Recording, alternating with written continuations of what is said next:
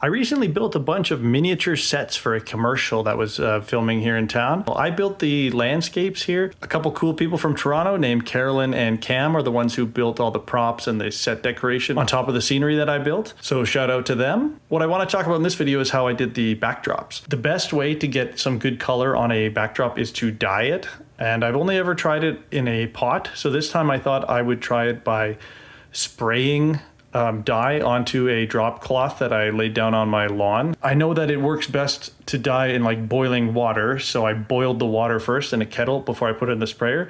And in the end, this didn't work and this was just a bad idea. But you only know that if you try things, right? We bought some white backdrops off of Amazon.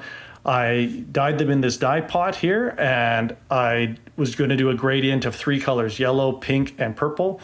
It was a 10 by 20 backdrop, so I had to orient it the right way and then squish it back together so I could dye all the bottom at once and then the middle. So I dyed the yellow, then I flipped it upside down, dyed the pink, and then I added purple to the pink and I dipped it again.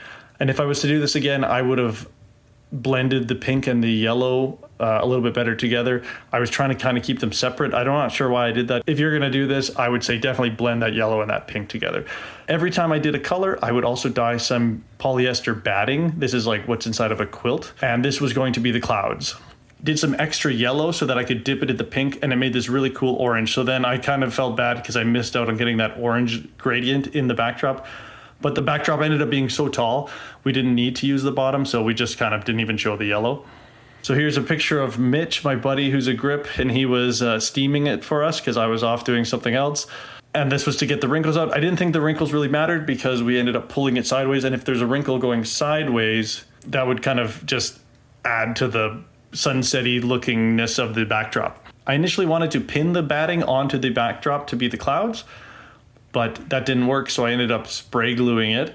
And I found it worked really well if you peeled it apart, like really, really peeled it apart and made really wispy, thin clouds. Those looked the best after I tried a couple different arrangements.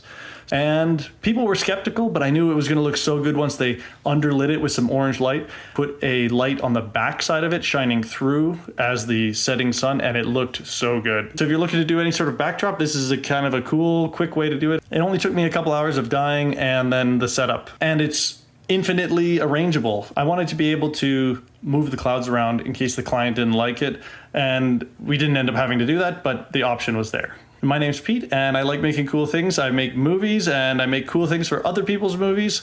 And if you like that sort of things, like this video and follow me, and let me know if you have any questions about making a backdrop.